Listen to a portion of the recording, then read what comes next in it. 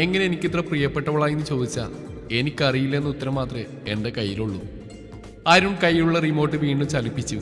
സ്ക്രീനിൽ അവൻ്റെയും ആദിയുടെയും ചിത്രങ്ങൾ മാറി മാറി വന്നുകൊണ്ടിരുന്നു. ഇന്ന് അവരുടെ 1ാം വിവാഹ വാർഷികമാണ്. അതിൻ്റെ പാർട്ടി നടത്തുകയാണവർ. ഓരോ ചിത്രങ്ങൾ കാണുമ്പോഴും അവർ കൂടുതൽ കൂടുതൽ ചേർന്ന് നിന്നു. അവൻ താലി കിട്ടുന്ന ഫോട്ടോ വന്നപ്പോൾ അവൻ വീണ്ടും റിമോട്ട് പോസ്റ്റ് ബട്ടണിൽ അമർത്തി. ഇനി ഈ അഹങ്കാരി അലവലാതെ കെട്ടിയെടുത്തുകൊണ്ട് വന്ന കഥ പറയാം. അത്യാവശ്യം കനപ്പെട്ടൊരു തേപ്പ് കിട്ടി മാനസമൈനയും പാടി കുടിച്ച് ഫിറ്റായി നടക്കുന്ന കാലത്താണ് അമ്മയും അച്ഛനും കൂടി ഒരു ഹലാക്കിൽ ഉടമ്പടിയും കൊണ്ട് വരുന്നത്. ഒന്നുമില്ലെങ്കിൽ കെട്ടണം, എന്നിട്ട് ഫാമിലി ബിസിനസ് നോക്കി നാട്ടിലിരിക്കുക, അല്ലെങ്കിൽ അങ്ങ് ഗൾഫിലോട്ട് വിമാനം കയറുക, അല്ലെങ്കിൽ 10 പൈസ ഇനി തരത്തില്ലെന്ന് കണ്ണീച്ചോലില്ലാതെ എൻ്റെ അപ്പം മഹം പറഞ്ഞു. പുള്ളി ഒറ്റത്തന്തക്ക് ജനിച്ചതായതുകൊണ്ടും പറഞ്ഞ വാക്കിനപ്പുറത്തേക്കില്ല എന്നറിയാവുന്നതുകൊണ്ടും ഞാൻ കീഴടങ്ങി. ഗൾഫിൽ പോയി വെയിൽ കൊള്ളേണ്ടെന്ന് തീരുമാനിച്ചു. അപ്പോൾ കാര്യം മനസ്സിലായല്ലോ, കെട്ടാൻ തീരുമാനിച്ചു. പിന്നെ പെണ്ണാണെന്ന തിരക്കായിരുന്നു. ഒന്നിനെ എനിക്ക് പിടിച്ചില്ല. എൻ്റെ ഒരു സങ്കല്പം മിനിമം ഐശ്വര്യ റായി ഒക്കെ ആയിരുന്നു.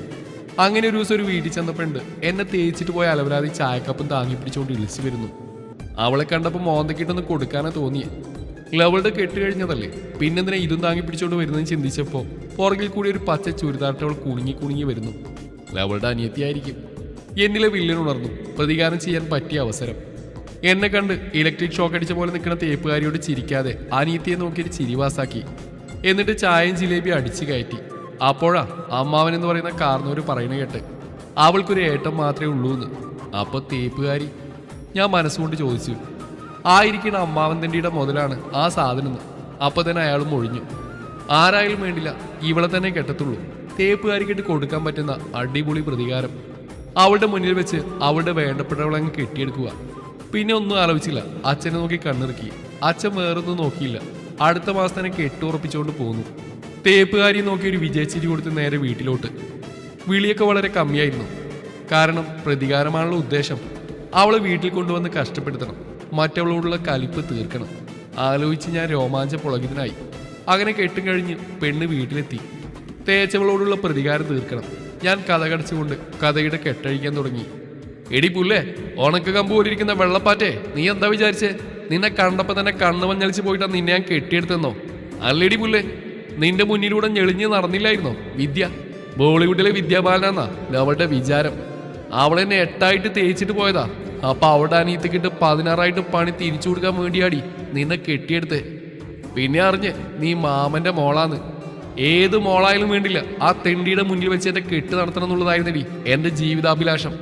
എന്റെ പ്രതികാരമാണടി കല്യാണം. ഏണെ പോയി ആ സെറ്റിയിലെങ്ങാൻ കിടന്നോ? ഒരു പൊട്ടിക്കരച്ചിൽ പ്രതീക്ഷിച്ച് ഞാൻ കേട്ടത്. നീ പോടാ പട്ടി, ദേ ചേർക്ക, ഞാനിവിടെ കട്ടിൽ കിടക്കും, നീ വേണ ആ സെറ്റിലെങ്ങനെ കിടന്നോ? വല്ല കുരുത്തക്കേടും മനസ്സിലുണ്ടല്ലേ ആ വെള്ളങ്ങ് വാങ്ങി വെച്ചൊരു മോൻ. ഇവിടെ ഞെട്ടിക്കാൻ നിന്ന ഞാൻ ഇടിവെട്ടേരെ പോലെ ഷോക്ക് അടിച്ച് പണ്ടാരടങ്ങി നിപ്പായി. എന്റെ നൃത്തം കണ്ട് അവൾ തുടർന്നു. താൻ എന്താ വിചാരിച്ചേ? തൻ്റെ ഈ സൗന്ദര്യമില്ലായ്മയും വിവരക്കുറവും കണ്ട് കിട്ടിയതാണെന്നോ? അല്ല മോനെ, നിന്റെ കൂടെ ഒരുത്തൻ സുഖമായിട്ട് ചിരിച്ചോണ്ടിരുന്നിരുന്നില്ലേ വിവേക്? ആ തെണ്ടി എന്നെ അസലായിട്ടും തേച്ചിട്ട് പോയി.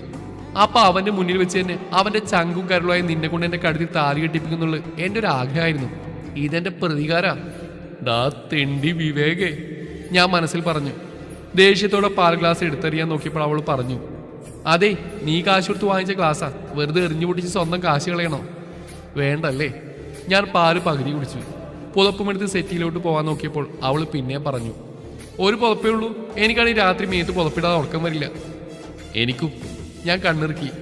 എന്നാ പിന്നെ സെറ്റിയിൽ എന്നാത്തിനാ പോയി കിടക്കുന്നത്? ഇവിടെ കട്ടിലേ കിടക്കാലോ. കൊച്ചു കള്ളി.